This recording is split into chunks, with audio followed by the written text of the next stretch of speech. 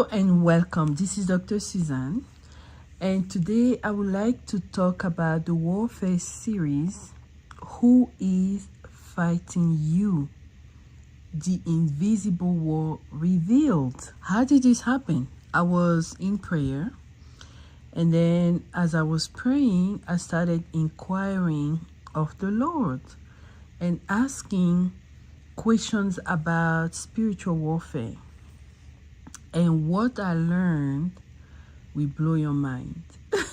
So because there is so much to unpack, I'm just going to briefly go over each topic, because it's going to be who is behind your spiritual attacks, what are they after, what technology do they use, and then I give you the solutions for curses and for altar-powered attacks directly from the Lord. Okay? So this is very powerful. Now, because I will not have, enough time to explain all this, I wrote a booklet specifically explaining everything I received, and I will have the link in my bio and you can access it. Okay,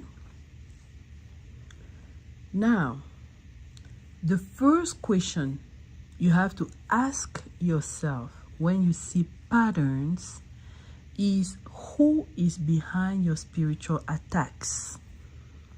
Because we are in a warfare on a permanent basis. Okay, I've had spiritual encounters before where a family member was in like a state of coma, and I knew it wasn't medical. Okay, I'm a medical doctor, and I know I knew it was spiritual because I just knew what happened before, what was happening, and as I was observing, I knew, right? So I began to pray. Some prayers, some warfare prayers, and all of a sudden, someone started talking.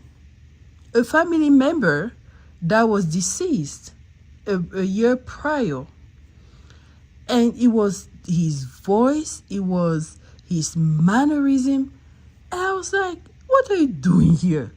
What's going on? Okay, so I was able, for 2 to 3 days, I was able to shift the atmosphere to interrogate that family member, okay, and get so much detailed information, even information I could not have because some other family members back home blocked the information. I asked the person and I got all the answers. Is to tell you that sometimes you go through, and this happened, maybe 4 years ago? I don't remember. But is to tell you that you increase your spiritual discernment and experience based on the encounters that you have. So I can be here and really arrest spirits, figure out even the spiritual form they're having, figure out, what type of spirits they are, and then according to what I know, I wage warfare. And most of the time, I have great results, okay? So, what I learned is that most of the person who are sending those spirits are people who know me, and I know them. So you always want to figure out who is behind your attack. You have to understand that an altar has to be used in order to send spirits on errand. Spirit are executors, okay? They heed to our voice and our command, and they do what we send them to do. All right. You need to understand, if there is a coven, who is part of that coven? Me, at this stage, I already know all the people attacking me, whether in my family, whether in the in-laws, whether among acquaintances, whether among people, that I don't really know that closely. And I can tell what type of attack they are launching. Okay? But, that's the reason why I can tell you what happens behind the scenes. All right? Why are they after you?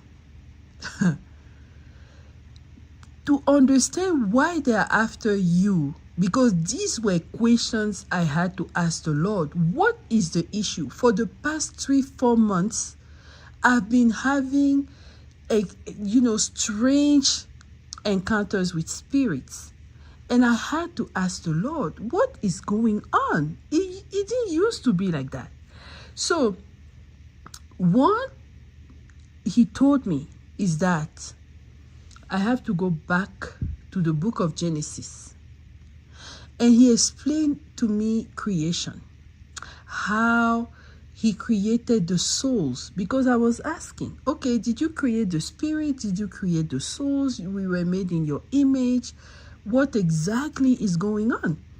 So he created the souls, and he embedded spiritual blessings in the soul.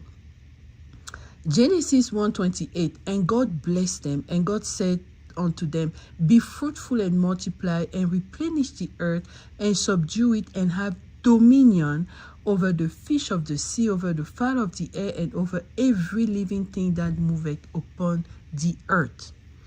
Those blessings were spoken in Genesis 1:28 before Adam was formed in Genesis 2:7. Adam was formed from the earth, okay, from the dust of the earth, because that man was designed to rule on the earth. So he had to have a component of the earth in order to survive in that new environment. So God made the body to embed the soul, and then he gave his spirit to give life to that soul. And that's what it says in Genesis 2:7. And the Lord God formed man of the dust of the ground, and breathed into his nostrils the breath of life, and he became a living soul. Okay? Then I told the Lord, how do we go from there up to all kinds of attacks and all that? He told me a few things. Number one, the soul and the blood have a connection. Okay? In order to access your soul, people need to have your blood code. But not everybody in your family has your blood code. Initially, as a child, your parents, if you have a parent who goes to witchcraft altars or goes to places to find information, they will get your blood codes. But in your own family, you have uncles and aunties and cousins that may have your blood code, because they are maybe witches, maybe they are, human demons. And why do I say that? Because you have to remember that in Genesis 6, there was a shift in humanity. There were spirits who had intercourse with women, and they produced hybrids. And those hybrids, because they are not really from the Lord, some of them come without the blessings that are embedded in the soul. And this is what they are looking for. They are going after your soul. Why are they going after your soul?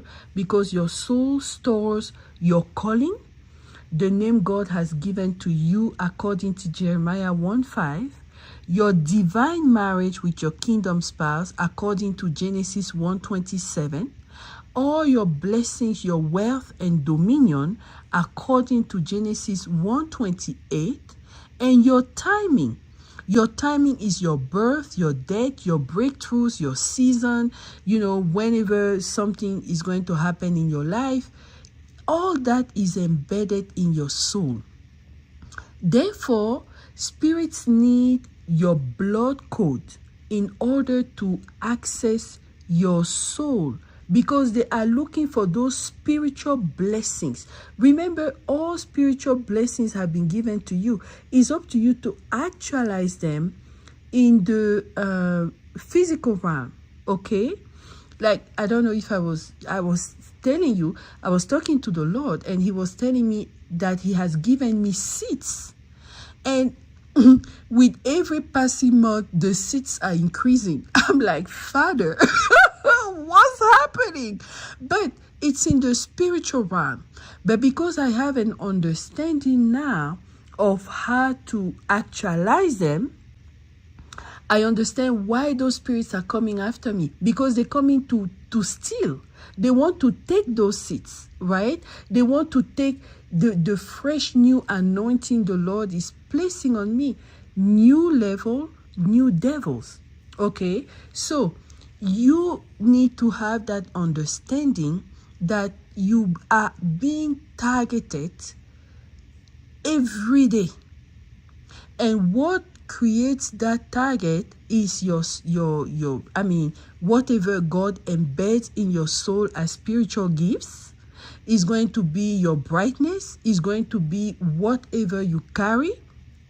You're going to attract the attacks. All right. So what is the technology? The technology is using altars. They have to use altars. What's on an altar?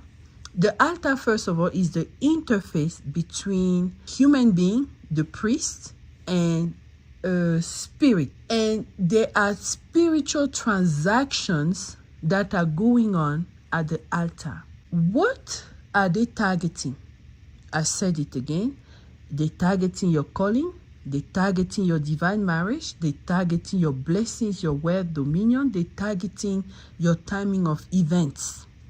Sometimes what they do, if they are, human spirits of those hybrids, the Nephilims, they don't have any blessings embedded in them like a child of God. So what they do, they will target you to steal some of your blessings so they can be transferred to them. That's why you'll be surprised that so many people that are not even Christian can be blessed so much.